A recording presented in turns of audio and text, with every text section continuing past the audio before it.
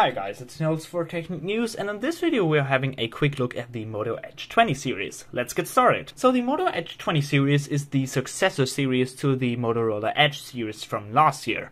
But in this year we have not two, but also three devices. We have the Motorola Edge 20 Lite, we have the normal Motorola Edge 20, and we have the flagship premium mid-range model, the Motorola Edge 20 Pro. I'm reviewing the Edge 20 Pro right now, that's why I have all my apps on here, but I also compared these devices, and these devices I just received this one. So a lot of English people commented under my German video, hey, what's this, what's that? So I'm trying to answer all your questions in this video. So first of all, we have the Edge 20 Pro. This is the premium mid-range model with the Snapdragon 870, 12GB of RAM and 256GB of internal UFS 3.1 storage. It has a 108 megapixel wide cam, it has a 8 megapixel optical zoom up to 5 times, and it has a 16 megapixel ultra wide angle and macro camera. This is the Edge 20, it's quite similar to the Pro. It has the Snapdragon 778G processor, it has 8 gigs of RAM and 128 gigabytes of internal storage. On the back we have the 108 megapixel main camera like this one, but only 3 times optical zoom in the 8 megapixel cam, and also the 16 megapixel ultra wide. So the only big difference is the 5 times optical zoom and the 3 times optical zoom. This is the Edge 20 Lite. It has also a 108 megapixel cam. It's running inside the Dimensity 720, 8 gigs of RAM and 128 gigabytes of internal storage. Cams are 108 megapixel main, 8 megapixel of ultra wide and 2 megapixel telecam. So how is the build quality? Because that's probably the question most of the people have. These devices have a glass back and this has a plastic back, and you can feel that this is the Lite model because it feels, I would say, the cheapest.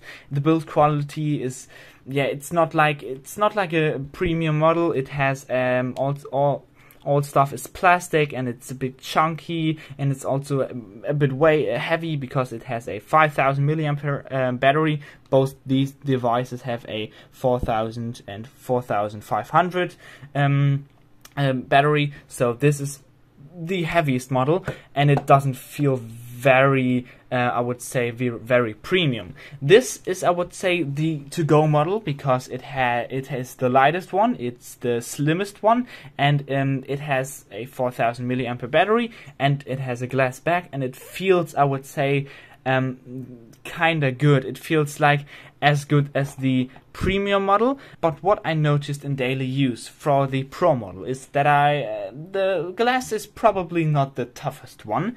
I dropped it once in my daily use, and that can happen to basically everyone. Most manufacturers these days have a screen protector installed on the device when they give it to the customer.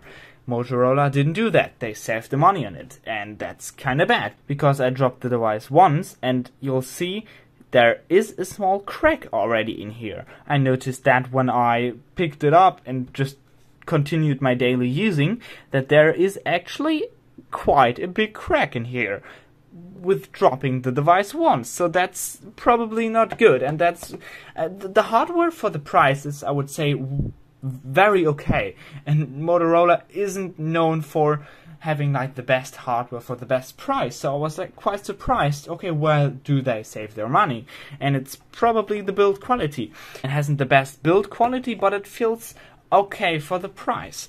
But probably the display isn't like Gorilla Glass 6 or Victus or 5, it's probably like Gorilla Glass 3, and that's why the crack is already here when dropping the device once. I tried a lot of devices in the last month and this clearly didn't happen to me. So now we're talking screen. All models have a OLED screen, all 6.7 inches, so where's the difference? These models, the 20 and the 20 Pro, have a 144 Hz screen, and you notice that in daily use. If you go to the settings, if you go to display, you can set the display rate to 144, 60 or auto. I used the Pro model on auto, and that worked very good with the battery. I always get, I can spoiler my review kinda now, the battery is very good.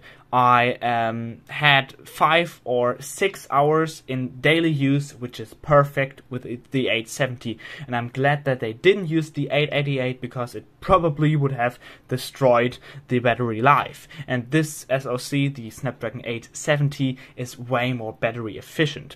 And I haven't tried it on 144 forced yet. I'll do that tomorrow, but as for this model, the battery life is good.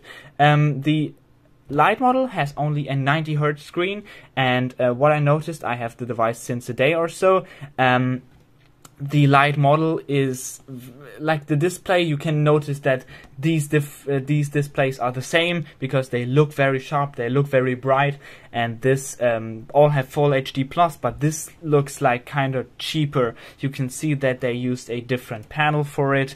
The colors are not that sharp, the colors are not that balanced. It's like a cheaper display, and you see that, which isn't bad. Most of the people will be fine with it, but you can see that these are the more premium devices. So this has been my first impression with the Motorola Edge 20 series. If you have any questions, feel free to drop them in the comments. I'll try to answer every question you have. Leave a like if you liked the video, and thanks for watching.